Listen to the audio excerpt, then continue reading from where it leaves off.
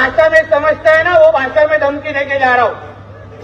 हमारे रामगिरी महाराज के खिलाफ अगर कुछ भी मस्ती तुम लोगों ने किसने भी की तो तुम्हारे मस्जिदों के अंदर आके चुन चुन के मारेंगे, इतना ध्यान में रखो।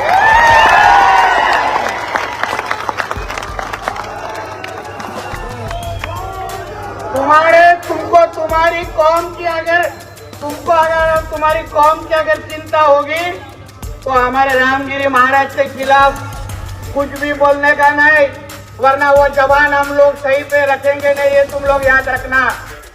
इस भड़काऊ भाषण के बाद पूरे महाराष्ट्र की राजनीति में सरगर्मी गरमाती हुई दिखाई दे रही। दरअसल बता दें कि ये बीजेपी नेता नीतीश राणे जो कि अहमदनगर की एक सभा में भड़काऊ भाषण दिए, जिसके बाद मुस्लिम समुदाय के लोगों को इसे ठेस पहुंचा। ऐसे में बता दें कि पूरे महाराष्ट्र के अलग अलग जिलों में नीतीश राणे पर मामला दर्ज कराया जा रहा है। भिवंडी शहर के भोईवाड़ा पुलिस स्टेशन में भी कुछ युवकों द्वारा नीतीश राणे पर FIR कराया गया। अगर क्या कहेंगे, आज आपने भोईवाड़ा पुलिस स्टेशन में जो FIR लॉन्च की है, किसकी नाम? हम यहाँ पर भोईवाड़ा पुलिस स्टेशन भिवंडी में हम लोग आए हुए हैं। हम लोग असल में ऑल इंडिया तहरीक फ़रोग़ इस्लाम दिल्ली, जो हमारी एक ब्रांच भिवंडी में है, तहरीक फ़रोग़ इस्लाम ब्रांच भिवंडी। तो हमारे कुछ अफराद जो तहरीक फ़रोग़ इस्लाम से ताल्लुक़ रखने वाले, जिन्होंने वो यहाँ पे भोईवाड़ा पुलिस स्टेशन में इसलिए आए हुए हैं क्योंकि 1 सितंबर को नीतीश राणे जिसने अहमदनगर में काम ये किया कि उसने एक सभा बुलाया, जिसमें प्रोग्राम में ये था कि रामगिरी को लेते हुए जिस तरह रामगिरी ने कुछ दिनों पहले नबी पाक सल्लल्लाहु अलैहि वसल्लम की शान में गुस्ताखी किया था, तो उस पर मुसलमानों ने FIR किए, बहुत सारे मामला किए थे।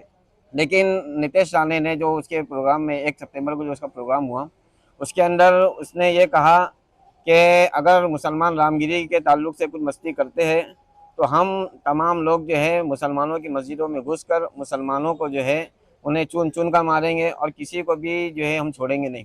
और उसने ये भी कहा कि मुसलमान जब सजदे में जाते हैं तो सजदे से उठने से पहले हम उनको जो है ख़त्म कर देंगे, उनको नहीं रखेंगे।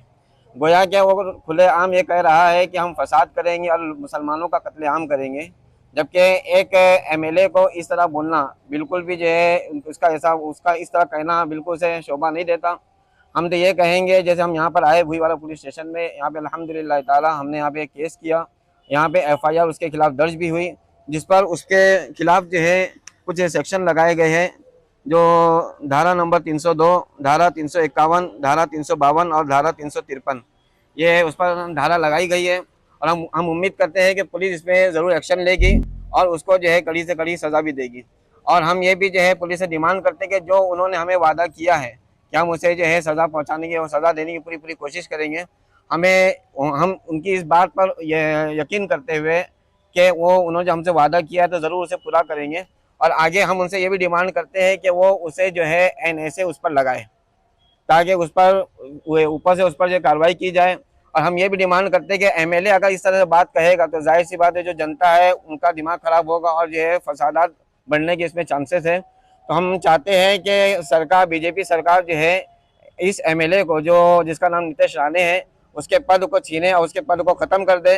बल्कि ख़त्म इस तरह आसानी के साथ ना करे, बल्कि गेटवे ऑफ इंडिया पे उसको खड़े करके वहाँ पे सबके सामने उसका जो है पद ख़त्म करे, ताकि आइंदा कोई दूसरा MLA जो मंत्री होगा वो इस तरह कहने की हिम्मत ना करे। आपकी जो मांग है कि जिस तरह से नीतीश राणे को जो है बीजेपी से हटाया जाए, तो आपका क्या कहना, क्या आपको क्या लगता है कि बीजेपी का ये खुद का एजेंडा है कि नीतीश राणे जो है एक अपनी पर्सनल दुश्मनी निकाला मुसलमानों को? मुमकिन है कि बीजेपी का जो एजेंडा भी हो, क्योंकि बीजेपी को इलेक्शन जितना है कि हर तरफ से पिछले एजेंडा रहेगा तो फिर उसको किस तरह से निकालेंगे, फिर कैसे निकालेंगे? हम हमारी तरफ से जितना हो सके कानूनी कार्रवाई हम पूरी करने की कोशिश करेंगे। बाकी अगर वो नहीं करते हैं तो हमें कुछ समझ में आ जाएगा ये सरकार कितना कानून पे चलती है, कितना कानून पे नहीं चलती है। हमने तो कानून पे यकीन किया है कि कानून जरूर हमारा साथ देगा। अगर पुलिस यहाँ पे कुछ नहीं करती तो इंशाअल्लाह ताला हम जरूर कोर्ट में जाएंगे। आप कुछ नौजवान ही यहाँ पे आए हैं FIR करवाने के लिए, आपकी मंजिल के इसमें, तो आपने भिवंडी शहर के कोई मुसलमान नेताओं से बात नहीं की इसके बारे में, इसके संदर्भ में कि इसमें आगे चलकर जो है हिस्सा लिया? तो उसमें हम लोगों ने बात इसलिए नहीं की कि बहुत सारे लोगों के पास जब ये पिछली बार जब हुआ कि उनके पास जब गए तो उन लोगों ने सही तरीके से जवाब नहीं दिया, ना इस तरह हमारी हिम्मत बढ़ाई कि तुम आगे बढ़ो, हम तुम्हारा साथ देंगे। तो इसलिए हम लोगों ने उनसे उम्मीद ही छोड़ दी है कि हमारे जितने मुस्लिम नेता है कि शायद के कोई इस मामले में साथ दे। तो इसलिए हम लोगों ने जो है उनके पास ना हम उनके पास रुजू हुए, ना हम जाएंगे इंशाल्लाह।